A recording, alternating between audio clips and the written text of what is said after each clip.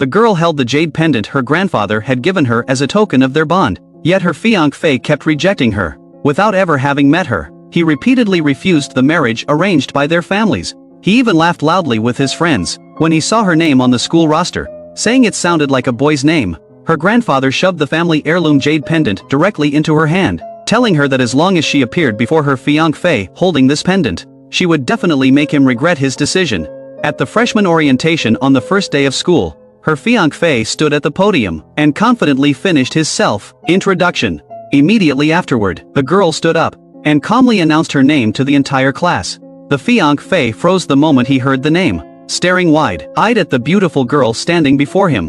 When it was time to distribute the school uniforms, the fiancé took the initiative to hand the girl a small-sized uniform. Before she could even steady it in her hands, a girl with short hair suddenly reached out to snatch it. The fiancé immediately reached out to block the girl with short hair, telling the girl to wait in the classroom, while he ran out to find her a new small-sized uniform.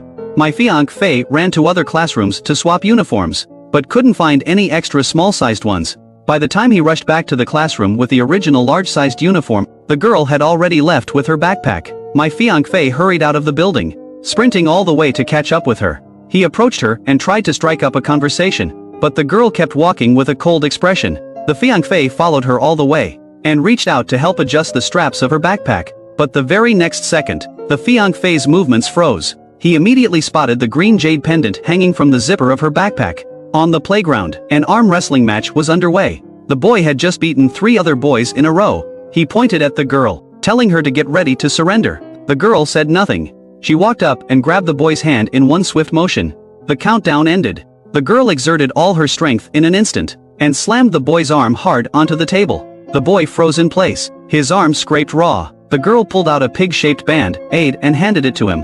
That evening at dinner, the boy's mother stared at the pig band-aid on his arm and asked point-blank if the girl had given it to him. The boy didn't respond. He put down his chopsticks and walked back to his room. The next day in the library, the girl was taking a break on the first floor when a friend sent her a photo of the boy via text, urging her to snag this hottie upstairs by the railing. The boy was looking down at the girl's chat screen, leaning against the railing. He remarked that the girl seemed quiet, but was surprisingly bold in private chats. His friends nearby, seeing his reaction, froze in their tracks.